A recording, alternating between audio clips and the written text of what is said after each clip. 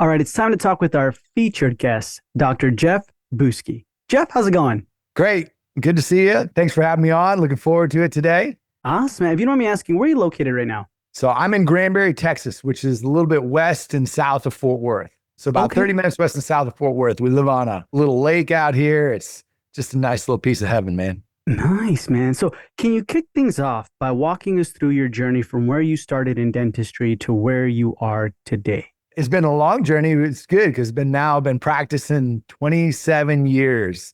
And the good thing is, I think I've made about every mistake possible. That's the great thing. And what's come about with this is the fact that after 27 years, I can honestly say that I still love what I get to do. And I look at it from that perspective that I get to. When it no longer becomes I get to, then that's time for me to hang it up. That's kind of the way that I look at it. But where I'm at now, I'll get to that later, is in a very different place than where I was, because when I initially started out in dentistry, I really wanted to escalate my learning. And so I poured so much time and attention and money into all kinds of continuing education. I was flying to Dawson to take all of this with occlusion and get a great understanding of that. I was taking a lot of cosmetic continuums at LSU. I was doing endo with Buchanan. And then also too, I did my first implant continuum at San Antonio with Raleigh Medford, who was a legend too. So I was taking all this incredible CE, right? And the practice that I was in was not a practice that really looked at doing a bunch of marketing and didn't really have the numbers to feed all that. So I was honestly seeing probably 6 to maybe 7 new patients a month. And I felt like this guy who was all dressed up for prom, but no date. I was like, I've got all these skills ready. I'm ready to go. Let's go. Let's go. Let's go. And I got nobody to work with. And it felt like every patient that I had to see, I had to hit a home run just so I could eat and just so I could pay my bills. And after a while, I was just like, man, I was just struggling. And I was like, man, this is not what I signed up for. I didn't think dentistry was going to look like this. And so I was really getting disheartened with dentistry. And I was really considering, man, maybe I'll quit and just go back and do something with biology, my biology degree, or maybe I'll go in and be a pharmaceutical rep. I had all kinds of different thoughts running. And I remember at that time, Dental Town was pretty popular, and I was on there, I was looking at something, and I came across a post from Baird, and he was writing at that time about productivity. And he was writing something, and it was just so far out of the concept of what my brain thought was even possible. And I was like, man, how is that even workable? So I wrote him a private message. I didn't want to be disrespectful in a way, but I wrote him a private message. He didn't know me from anybody. And this is my honest words. I said, there's no fucking way you're doing what you're doing and it can be legal, And he was kind enough to write me back. He said, no, we have systems and we have processes and we do this month after month after month. By the way, where do you practice? And I told him, and he's like, man, I'm going to be over there next weekend. This is back in 2004 at a sleep conference, and we should get together and have a cocktail. Well, we did, and that cocktail changed my life, that meeting, because we sat there and we were visiting, and he said, man, he goes, where are you at? And I was just telling him where I was at, like disheartened with dentistry. He's like, man, you've had so many things that you've taken for skill sets just to increase that. He goes, do you really want to quit dentistry? And I said, well, the current way that I'm practicing now, yeah. I said, I'm kind of really not happy with it. And he said, well, maybe you just need the right opportunity. So we talked about maybe doing something together. We actually looked at considering to buy a practice together. And then I got sold out from underneath us, which is fine. God works in a pretty interesting way. And I said, no problem. We'll consider something a little down the road. And it wasn't a couple of weeks later, he's like, I have an opportunity. My associate's leaving, and I'd like to find out if you want to come work with me down here in Granbury, Texas. Now, granted, that was 72 miles away from where I was living, man. I was living in downtown Dallas. I had a condo. I was single, having a great life. I was like, you know what? I'm going to take you up on that. And it was crazy. So for like a year, I drove 72 miles each way. My friends were like, what are you doing, man? I'm like, listen, I'm finally practicing the way that I was designed and God built me to practice. I was so happy. And I also told him, I'm like, I don't have an interest in coming in and being an associate. I want to look at becoming a partner. So the two of us then went into partnership. And then ultimately we practiced together for 17 years. It was pretty awesome. And when you have that type of partnership, that lasts longer than some marriages, including mine and one of his. So, you have to get along well.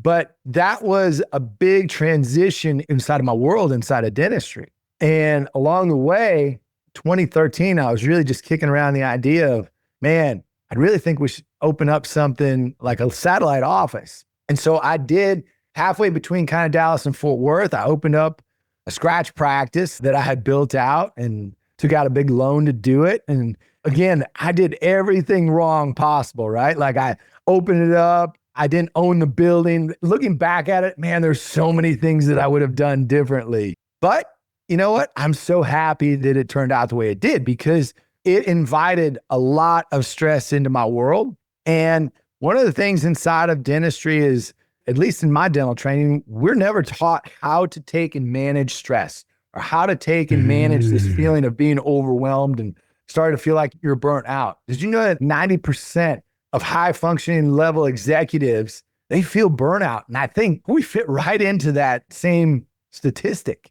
And so picture this, my secondary practice that I was building from scratch, 52 miles away from our original practice, because I didn't want anything to compete there. And I was having to look at building a culture remotely and where I was going over there one day a week. And so I was trying to manage doctors and team members. Also then on Fridays, I'd go over there and produce. So I essentially was working 4 days in my main practice and then going over there and working on a Friday. And after a while, I was like, shit, man, I just gave myself a second job. What am I doing? You know, and what am I really doing this for? Now, looking back, I could have structured it so much more differently. There's so many more efficient ways to do things.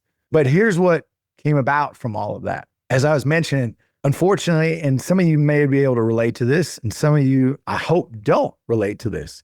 Because as I said, inside of dentistry, we don't really get this course management on how do we take care of stress that comes into our world. And so, unfortunately, I would take all the stress that was coming my way and I would just bundle it up and I would take it home and I would just bleed all that over my family. And that's where it would unleash. My patients would get the very best of me all day.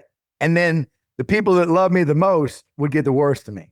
And I didn't have any other tools to manage things. So I would go home every day and I would drink and I would drink and I would drink just to sedate, just to kind of numb out, calm some of the discomfort. And then I would get my wife to drink because she needed that to just even tolerate me. And then finally, one day in 2016, where we were in a big fight, and she looked at me and we'd had plenty to drink that night. And she said, Jeff, I didn't sign up for this shit. And she said, the kids and I walk around here every day on eggshells. And man, I was just like, oh, yeah, that hit me like a ton of bricks because that was a wake up call. I'd already been divorced once in 2012. And I was like, man, if I keep up the way I'm going, I'm going to be stacking them up. That would have been divorce number 2. I would have been just racking them up. And I was like, I am not interested in going down this road again. So I was like, man, something has to flip. I've got to flip the script on this. And so I ended up finding some coaches and mentors and taking everything that I learned and putting it into action significantly quickly. Started to turn things around in my world and started to operate differently. Started to see the world differently. Started to lead myself differently. And then by leading myself in a different fashion, then I could show up and lead my family in a different way, eventually leading my team members in a different way, and ultimately then leading my patients in a different way. And so that was a huge catalyst to shifting my leadership, and it became an incredible way of living. So I hope that it gives you a good start on where I was at and where I was at in part of the journey and transformation. I'll continue as we go along here, but I wanted to give you guys a break to catch up for a second. I know that I can be a lot.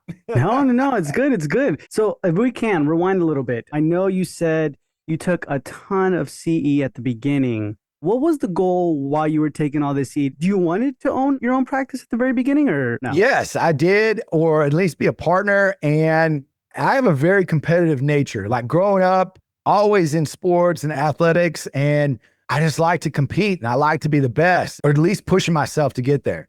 And so dentistry was no different. It was interesting because I would take the things that I was interested in and then I would just go and really just immerse myself in that so that I could learn everything that I could and then bring those skill sets back. My way of looking at it is I want to be able to deliver elite dentistry. That's why that was so important to me, to be able to come back and to deliver that type of care for my patients. Yeah. Okay. Something that's interesting, Jeff, is if we fast forward a little bit, when you saw the post on Dental Town with Bruce Baird, right?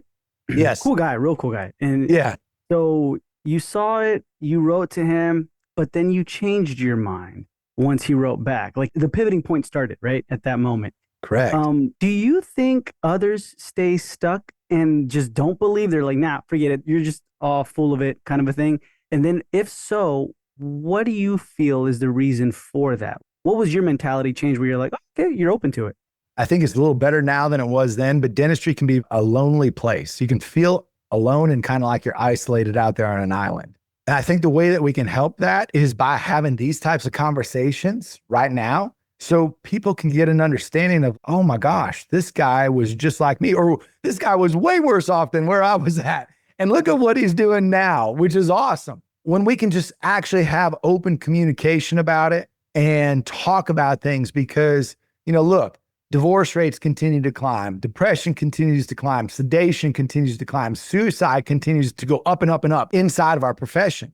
These statistics continue to rise. And unless we start to have these types of conversations, it's not going to change. And so I think one of the best ways to get unstuck is to really sit there and look at, okay, get grounded in the truth and the reality of where you're at.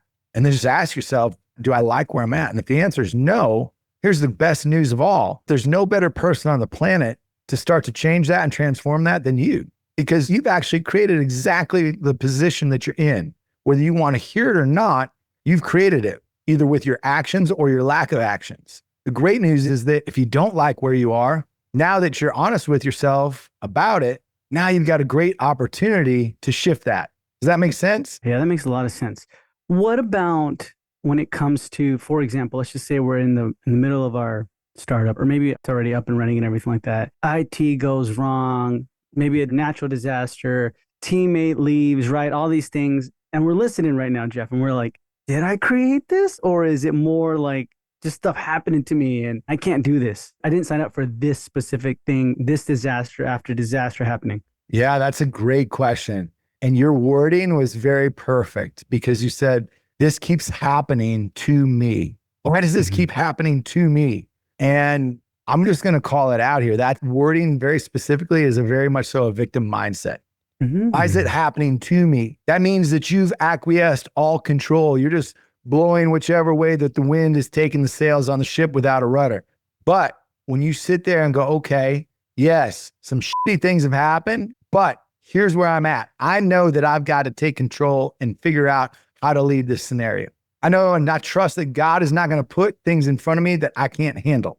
That's first and foremost. Second is looking at, yeah, there's some crappy things that happen, but what I get excited about now is as I go through trials and tribulations and tough times, I know that there's a huge gift on the other side of that waiting. It's hard to tell yourself that during it. It totally is. It's very difficult to tell yourself, man, if I can just weather the storm and if I can make it through this, I know that there's going to be a big gift for me on the other side. Like I'm building in that practice that I was talking about, the scratch practice. I had a girl embezzle from me as I'm trying to build. I'm like, what is happening? So I get where you're at. I had all kinds of things, just like you said, computer issues go out, things like that. You're going to always have something going on, but you have to learn how to manage the chaos. And at least with what I finally was able to receive and get training in and realize is that, man, up until that point, I was just leaking power, meaning that I did not have the full capacity to deal with those types of things. I didn't have the capacity to deal with the chaos that comes our way each and every day. Let's face it. Sometimes you feel like a firefighter when you're coming into the practice. You have all kinds of things coming at you. Like before you even see the patients that day, you might have 2 team members that aren't getting along. Somebody's talking shit about your marketing ads. You've got all kinds of things that happen. Somebody doesn't show up on the schedule. You got another patient that you really just can't stand that's on the schedule. You have a million things that are happening. And you're looking at saying, man, my day hasn't even started yet here in the practice. And I've got all these problems that are like a level 6 or 7 problems. And I'm coming in and I only can manage problems at a level 4. Well, you got a big problem, pun intended. And so that's what I felt like. I felt like I was leaking all this power because I didn't have the capacity to really deal with that. And finally, when I started to put things together, when I started to learn how to operate, when I started to learn how to manage the stress and how to learn how to predictably put myself in a place of power every single day, then things started to shift. Then my mindset started to shift. See, in dentistry, we focus so much on our skill sets, right? That was my whole focus right out of the gate. I want to become elite in what I can provide. I want to become elite in the type of dentistry that I'm able to do so that it looks good, feels good, and lasts a long time. That's excellent goals. We all want to strive for excellence. And we should be able to just strive for excellence in what we're providing for our care. But the other half of the equation that often gets overlooked to success is not just skill sets, but it's mindset. That's the other half that often doesn't get as much attention paid to it. But it's the other half of the equation that's going to allow you to escalate your success at a faster pace and to stay sane while you're doing it without burning down the rest of your life. Does that make sense? Yeah, a ton of sense. So then, if you can, Jeff, walk us through what specific steps did you take to start taking accountability, start understanding like, hey, this is how endurance is built, and then de-stressing as well. Sure. Let me take you back to when I was talking about in 2016, right? Where my wife and I had that really big confrontational fight and argument. After that, I was like, man, I need to do something because I need to shift where I'm at. And I found myself in this experience. Something came across my feed and I was like, man, this looks like exactly what I need. And it's where I ended up meeting one of my coaches and my mentors, Garrett J. White. And I ended up in an undisclosed location in Laguna Beach. And picture this, like 3:30 in the morning, going in and out of the Pacific Ocean. It was an experience called Warrior Week. The best way I can describe it is if you took Tony Robbins, Brad Pitt from Fight Club, and Navy SEALs Hell Week, and you combined all those three and they had a baby, that's what that week was like. So it was broken down mentally, physically, emotionally with a group of men. And it was what I needed at that time. I needed to be cracked open like that to be able to actually start to look at rebuilding. And that's what happened during the duration of that. And what that did is it started a complete transformation in the way in which I saw the world. My perception changed. And the way in which I started to see things, I started to realize that like, man, a lot of the things that really bothered me before, they weren't so big of a deal. And I started to look at things and I started to get a different operating system. Okay. That's where it started to really change for me. Now, things are very different nowadays. I don't think we need to have that type of beatdown anymore.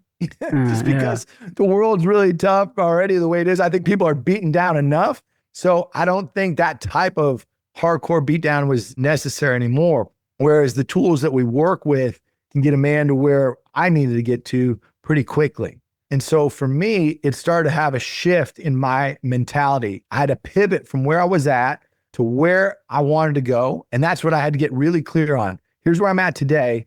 Here's where I want to be tomorrow. Or here's where I want to be in 6 months. Here's where I want to be in a year. And then reverse engineering that all the way back into items that I can put together in a monthly aspect that I can take and hunt down. Then that corresponds to reversing that down to weekly actions and then daily, right? So if I can do that, now I can absolutely be hunting down my targets that are meaningful and specific, as opposed to broad spectrum goals that are, like I said, they're just not as specific. And so they're not as meaningful to me. Yeah. And so when I do that, it allows me then to operate. As I mentioned, I had a different operating system. So it starts with an operating system of really getting in integrity. And that's why I was saying, get honest with yourself, get radically honest with yourself. And to me, integrity is about being whole and complete and really lacking nothing, not hiding anything in the shadows or the darkness, but standing in the light.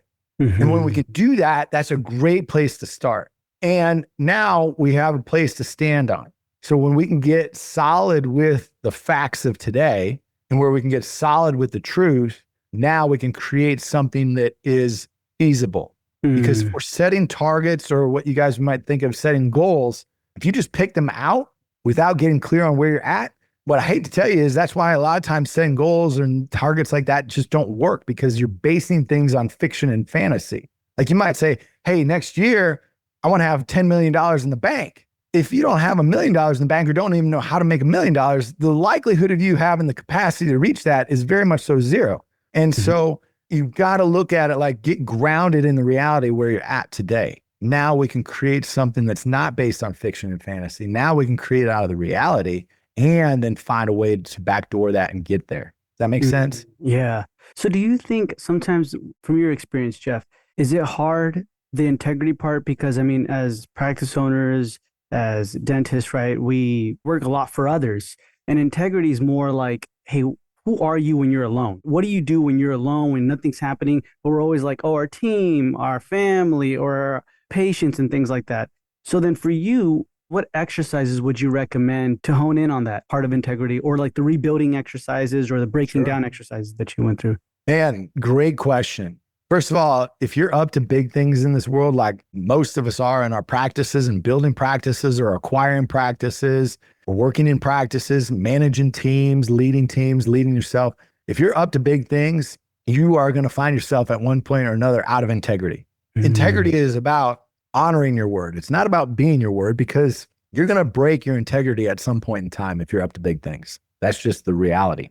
But by honoring your word, then you look at cleaning it up and you acknowledge that you're out of integrity first and foremost. If I told you, hey, I'm going to be on here at 12 o'clock noon and I'm on here at 12:05, then I'm out of integrity, right? And so the first thing I got to do is I got to say, hey, Michael, I gave you my word that I was going to be on here at 12 o'clock.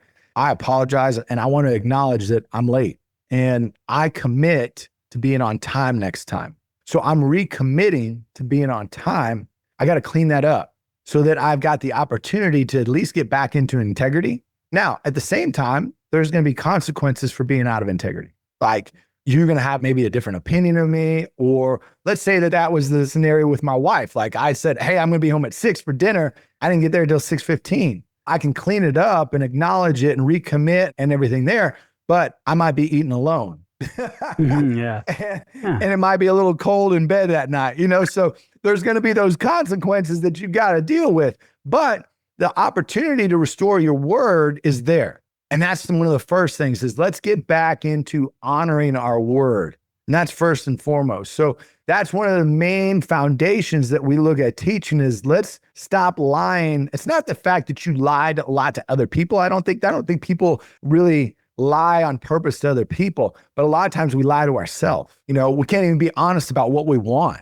Hell, half of us don't even know what we want. You ask somebody, what do you want? They're like, and they can tell you what they don't want. Yeah. And then it's like, okay, great. You don't want that, but what do you want? So getting really clear on that is one of the big things. And then once you're clear on that, now you can start to say, okay, let's look at the facts and the reality of today. Now, based upon that, if I have these current facts in my life, and then I can separate out what are the feelings that are attached to that. Okay, cool. Because it's oftentimes that those two things get blended together, the facts and the feelings. Then we look at what's the current results that I have. And now, most importantly, coming back to what's either the story or the operating system or the behavior that got that result. Now we've got an opportunity that if we don't like that current result, now we can shift and transform that. What's either the new story, the new behavior that has to happen in order to drive a different result. So that's one of the first things that we start to work on in our foundational training of how do we get there? How do we start to change that perception? How do we open those doors up? How do I de-stress? I look at it from the perspective of every single day I wake up and I keep 8 simple promises to myself every single morning. Don't miss. And that's what allows me to create renewable power on a daily basis. And inside of that, part of that also allows me to see things differently from perspective. And it almost bulletproofs me from wanting to feel like I'm burning out or wanting to burn everything down. Every single day I end up with one of those promises. I meditate and I journal. That's 2 of those 8 promises that I keep to myself every single day. That's been a non-negotiable for me since 2016. Meditate. And could I ask what the other ones are? Yeah. We look at making sure that we take care of 4 areas in our life. Because let's face it, a lot of times individuals show up as a one-dimensional human being. What do I mean by that? I mean that if we get hyper-focused on the business, we're talking about the business of dentistry here. So we're talking about building practices or acquiring practices or being successful in our practice, increasing our productivity and managing all that. So if we become so laser focused on that and we become so fixated on that, the problem is that we let everything else in our world start to slide. That's what happened in my world. Like I started letting relationships slide. Like I lost connection with my wife. I lost connection with my kids. I lost connection with God. And at the same time, to manage the stress, I was drinking, like I said. And so I'm destroying my body and my physical health. So I watched all these areas start to slide as I'm focused on business. Does that make sense? So getting hyper focused in one area is a big part of the problem. What we want to look at is, all right, let's focus on 4 areas in our life as a human being. Let's focus on our body, so our health and our fitness. Let's look at our being, so our spirituality and our purpose in life. Let's look at our balance, so our relationships that matter in our world. If we're married, our spouse, our kids. If we're not married, people in our life that we love or that love us. And then lastly, let's focus on our business, our practice, and our bank accounts. So how do we get all 4 of those things working simultaneously and in harmony, creating synergy across the board? Because it's one thing to get yourself jacked and ripped and I feel good and have 6-pack abs.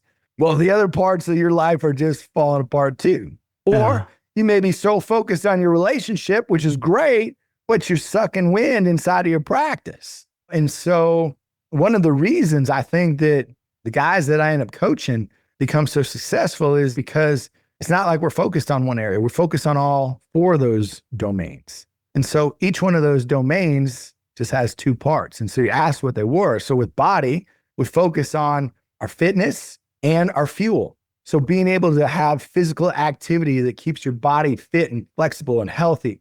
What are we choosing to put into our mouth every single day that fuels the system, that allows us to stay healthy? So we've got that for body. For our being, it's looking at what I just shared there. We're looking at some form of meditation. Now, you can hear meditation. We've got thousands of different ways to meditate, right? You can have prayer. You can do it through breathing. You can have mantras. Look, there's no wrong way to meditate. The only wrong way to meditate is by not meditating. How about that? And if you push snooze on your alarm clock in the morning, that's not meditating, okay? Yeah. Just like when you sit down on the toilet does not count as an air squat either. So you got to look at, all right, let's not bend the rules here. Let's be in integrity like we were talking about, right? Yeah. So we've got body, we've got fitness and fuel, we've got being, so we've got meditation and memoirs. Memoirs is a fancy word for journaling.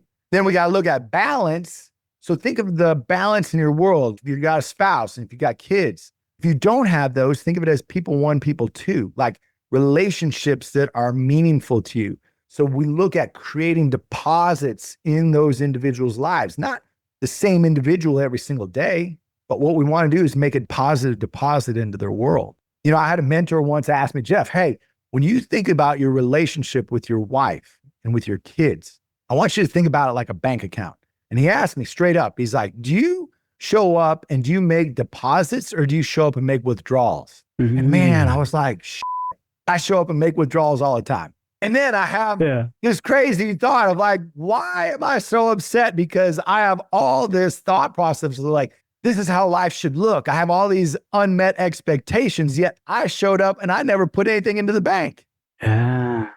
You know, I like that. The question to ask yourself is, especially with your relationships, am I being a good steward in these relationships? Would I want to be married to me? Would I want me as a father? Would I want me as a friend? How am I showing up for these people? Body being balanced there that we just covered. Now we got business, right? So 2 things in business, we're going to look at discover and declare. And so every single day, I'm either looking at something, reading it, listening to it, watching it, that's going to give me something that I can take a pearl out of and looking at it. How can I apply that in my life, especially inside of my practice or my business? Something that's going to move me forward.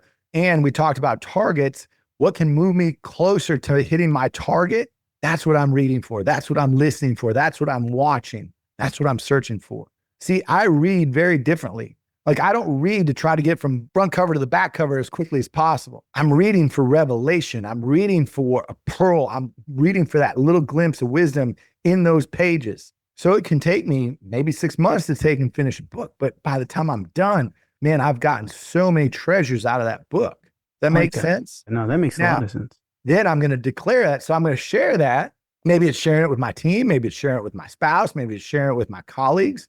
So that when I share it, I'm explaining it, because when you teach something, it changes and ingrains it in the neural pathways differently and allows you to have a deeper understanding of it. So when you start to look at living this way, that's how you can create renewable power every day. You Okay, can't got you. help, but the byproduct of that becomes powerful productivity that ends up being profitable. And so you recommend this every single day. Every Every day day, we do bro. this. I do not miss. Interesting. I do not miss. My alarm goes off 3:50. I'm Hmm. up and my day is started. That's my time for me to get grounded and get myself in an amazing place. So that way, when I show up, guess what? I'm not relying on lucky underwear. I'm not relying on Starbucks to fuel my day. I'm showing up lit on fire by the time I walk into my practice. My team does not want me showing up with coffee on board. They're like, you'd be a maniac. You'd be too crazy with coffee on board. Oh, listen to me. I'm already hyper enough the way I am. My energy is just, it's a lot to begin with. I know that. If you put caffeine in me, woo, look out. It's like a tornado coming through. It's a lot. But what happens is now that energy becomes contagious. And that's how I can look at moving there. At the same time, I can handle more of the chaos, because why? I've increased my capacity. I've got room to handle it. I'm like, okay, bring it in. Let's go. All right, let's figure out how we're going to work through this. Manage it. If you don't mind me asking, you wake up at 3 a.m., 3:50, 3:50 a.m. You go to sleep at what time? 9. Oh, okay, that's good. I don't say that that has to work for everybody, but that works for me. Yeah. Your turning point that you were talking about, you said you started noticing you were bleeding out on your family. Mhm. I'm assuming your team too, right? Yes. How do you know you're bleeding out or you're just having a bad week or a bad day? Listen, you can have a bad day. Everybody has a bad day. I still have a bad day, right? It's part of human nature. And we also call it like a drift. You get into a drift where you're just not operating at your most optimal levels. So if we consider that, the big key is, okay, consider that I know that I'm in a drift. Now, the key is just catching yourself, because I look at it like this. We're going along and we're operating, right? Like we're cruising along here, straight line, status quo. And then, bam, something happens, trigger happens, whatever it is that happens that inserts itself into life. Like you're talking about, oh my gosh, computers went down today, boom, and this happens.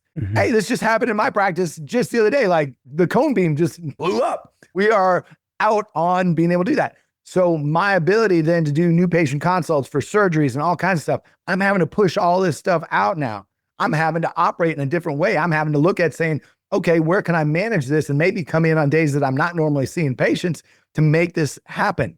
Because I'm not going to be a victim to my circumstances. I always guarantee this is what I'm going to produce inside the practice, no matter what. Even if I'm taking time away, even if I'm taking extra time off, or if I'm going to be on vacation, or you get something like this that happens, we have certain circumstances that happen, right? And so the key is catching it. And here's the thing you got to realize. There's always going to be a drift, or what I would consider a compression. I want you to imagine for a second, pro basketball player going down the court, right? And he's getting there and he's getting ready to slam dunk, right? What happens? Before he leaps, he has to compress, and then he's able to leap. So he can take that leap into the air, but there's that moment of compression. So consider the fact or the possibility that when you're going along and a trigger happens in your life, and you start to feel like, hey, I'm drifting, or I'm having a bad day, or I'm having a bad week, or I'm having a bad month, I'm having a bad year, I'm having a bad decade. Yeah. Hopefully not those, but Yeah. let's consider that when you recognize that, you realize, man, I'm in that compression phase. And oftentimes what happens with a trigger or event, there's a series of emotions that are tied to that. Oftentimes there's anger, then there's generally blame. Then later on, after you blamed, you're like, man, I feel guilty. And then I kind of feel shame. And now I'm sitting down here in this not so great place in this pit and like, man, life sucks. And that's where people start to go like, why is this happening to me? Now, over time, you get this false lift where you just naturally start to feel better, hopefully, and you don't stay in this area or you become depressed if you stay there. But what happens is you get this false lift and then you go back to cruising along like status quo until what? The next trigger happens. But what if we have a way to interrupt that? What if we have a way that where we get the compression and we can interrupt that and call time out? It's exactly what we start to look at. And that's part of what we teach is like, how do you do that? And part of it is utilizing a concept of changing our perception so we can start to see a different reality. I look at it and say, look, if you can change your story, you can change your life. A lot of the way in which you and I operate are based upon the stories that we tell ourselves. It's like the lens that we see the world in. It's our worldview, the way in which we see the world, and it's also our self-view, the way in which we see ourselves, and the way that we see ourselves operating inside the world. Now, my perception and the reality for me is going to be different than your perception. That's why you can take 10 different people who see a car accident and wreck, and they're going to have 10 different experiences of what actually happened. We all have different perception. So when you learn how to take and change your perception, change your reality, that's where things can shift dramatically. When you realize that life is stories and you're the only one who can self-author it, it becomes a lot more fun. In the middle of your compression, how do you change your mindset, change your perception? You know what I mean? And then the next day, I'll give you an example. Sure. Let's just say you're arguing with a teammate, you're arguing with your wife, your family, your husband, whoever, right? You're arguing with them. And in the middle of it, let's just say right now what you're about to say, we remember like, oh my gosh, he told me to change my perception. I remember this is how we do it. You do it. And then maybe a team member's like, are you bipolar? Like, what is going on? Why did you just switch it up on me? Like, how do we do it in a way where it seems natural, or does it ever seem natural? I don't know if it ever seems natural. And that's just being truthful because, listen, we're all going to have triggers. And sometimes we're not going to respond the best. Sometimes you just don't get the best of us. Here's what I do know. It's that pause between the stimulus and the response that defines us as human beings. Because you can have certain individuals that something little is going to trigger them so significantly that they're going to fly off the handle. Then you're going to have others who have that same trigger and it's not even going to be a blip on the radar. And I think a big part of that is how focused are you on your purpose? And when you're so dialed into your purpose, a lot of that extraneous stuff just kind of goes away. It doesn't even hit your radar. Now, you're going to have certain things that do. So getting back to the reality, let's just take this a little deeper, shall we? Yeah. We talked about the foundation that I was talking about. We call that the code. I'm going to lay it out for you like this. Real, raw, relevant results. Okay? I want you to remember that. That's going to factor up with the following: acts, feelings, focus, fruit. So let's say you've got a teammate that's upset with another teammate and they go in and they're talking to the office manager. The office manager is talking to the one teammate and she says, okay, well, share with me, what are the facts that happened? And she starts saying, well, she did this and it upset me. And all this story comes out. And she's like, whoa, time out. Let's take the feelings and put them over here. What are the facts? Just break down the current facts of the reality. Then after that is displayed, then she say, okay, cool. Now share with me the feelings that have come about from these facts. Now she's going to unload. I'm angry. I'm upset. I'm all this and that. Awesome. Okay. Let's fast forward. What was the result that came out of that? Man, I am so unhappy with that. And it's damaged our relationship, whatever it is, the result that's come about. Now here's the key. Okay. What is the story in your mind or the behavior that drove that pattern to get that result? That team member is going to have to sit there and think about that. What is my story about this event and about that individual that got that current result? And are you happy with the current result?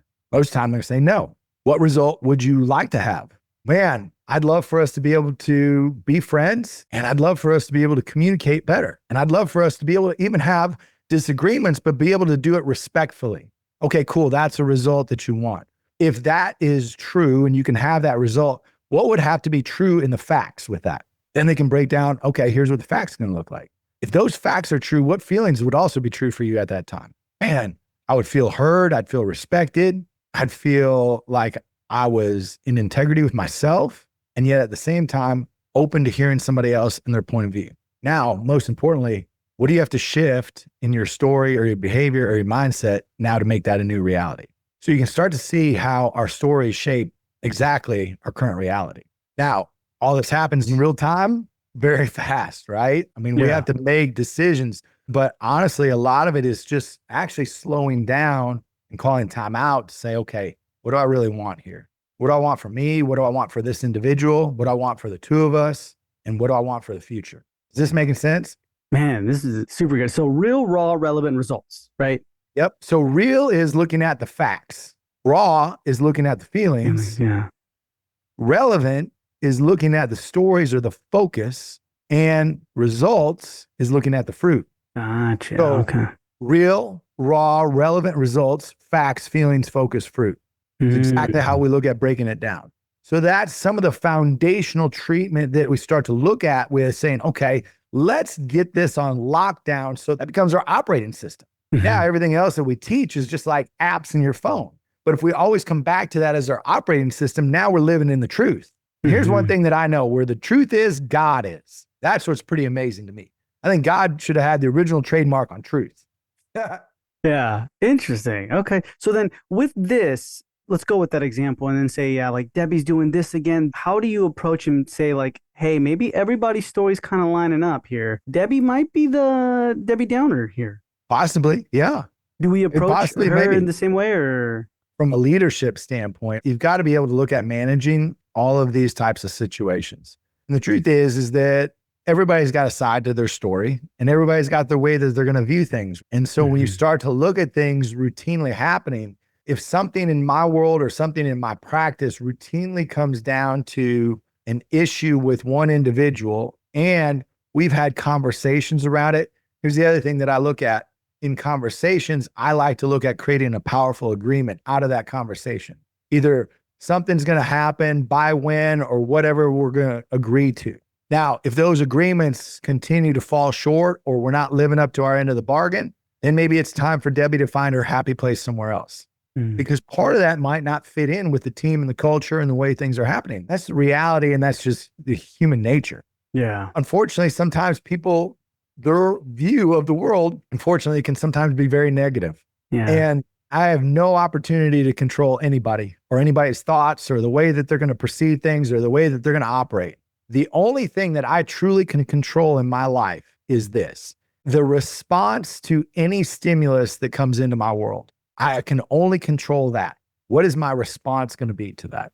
That's all Mhm. that's truly in my control. Yeah, like the reaction, right? Yeah. And so that's why sometimes I said that pause is what defines you, because the stimulus hits you and we can be very reactive creatures and we can go to a level 10 quickly, or we can take a step back. Sometimes you might have to take 2 or 3 deep breaths and be like, okay, I got to ask myself, what do I really want here? Right now, I'm feeling pissed off. Like I want to throat punch this person. Okay. Yeah, yeah. And that might be the truth in reality. Like, what you thinking? Like, I just want to Yeah. throat punch this idiot this Yeah. in front of me. But is that going to get me really ultimately where I want? And ultimately, is that going to help this individual grow? Oh, so you're thinking about the individual as well, like their growth throughout that process. Absolutely. You know, we live in a society and in a world today that is so used to calling each other out. My challenge to you is call the other person up. So there's a saying, see me where I am, and that's where I will stay. See me and treat me as to where I can be, and that's what I will become.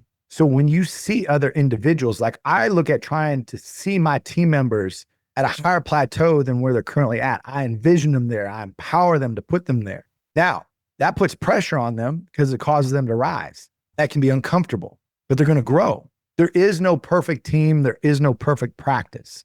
It's looking Yeah. at how can you create the leadership and the culture inside of there that creates a uniform place that people like to be at. And some points, to your point, there's certain people that don't have to be on the team anymore that are going to allow that to happen. Because as you rise and as other people rise, it's like a marriage. A marriage, by the way, is not 50-50. 50-50 creates codependency. It's 100-100, like this. You rise, then your spouse rises. Your spouse Mhm. rises, then maybe you rise. You rise here. Well, what's happening during the whole time? There's friction. There's friction when there's growth. There's friction when somebody's rising. There's friction with all this. I just went through this again with some of my team and what we're doing with implant dentistry. And they're like, why this and why that? And so we sat down, we had a great conversation. Then they had a better understanding of where I'm coming from. But it's having the opportunity to have the open conversations that can create that, and the environment or the container that allows us then to train on it. Okay. So real quick, if you can, when there's friction, then how do you start the conversation with saying, hey, I'm doing this for you? But in reality, they're probably like thinking, no, you're not. You're doing it for yourself, kind of a thing. How do you deaden that? You know what? I think a big part of it is just saying, let me ask you a question. You can just say, look, if you're dealing with the individual, is what we're doing or what the way that we're operating right now, is that working for you? Obviously, if you're having a hard time, they're going to usually say, no, it's not Mhm. working for me. Great. Me either. So here's what I'm going to look at. I know if there is some situation going on.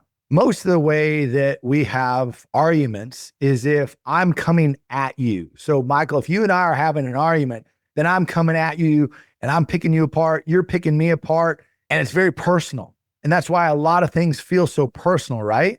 Now, watch this. I'm going to use this eyeglass case. What if we take Mhm. you and I are having an issue, right? And this is the issue here. And what if we say, you know what? Hey, Michael, this issue isn't working for me. And you're like, man, that issue's not working for me either. But Michael, I respect you.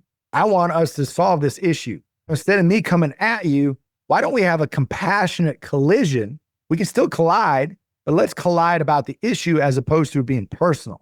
So instead of us coming at each other really hard, why don't we stand shoulder to shoulder and let's work on solving the issue together? And part of Mhm. that can look like extending the olive branch of saying, you know what? Hey, here's my contribution to the issue. Okay. Let's Yeah. both figure out what's your contribution to the issue. What's my contribution to the issue? All right. What are different ways that we can start to look at resolving this? Do you think it would help if, let's just say it's happening, and then I'm like, hey, hold on, let me write down what the issue is, and we write it down, and then you I look think at it and any you're like, time that you can take a pause and take some of that feeling and emotion out of it, it can be very helpful. Jeff, this has been fantastic. Thank you so much for being with us. But before we say goodbye, can you tell our listeners where they can find you? Yeah, you can find me on Instagram. It's dr.jeffbuske, Jeffbuske. Pretty easy to find me there. You'll see me talking a lot about different things with productivity and just what we do with coaching and everything there. But that's one of the best places to find me. You can also find me on LinkedIn, same name there. Two best ways to find me. Awesome. So that's going to be in the show notes below. And Jeff, thank you so much for being with us. It's been a pleasure, and we'll hear from you Yes, soon. absolutely.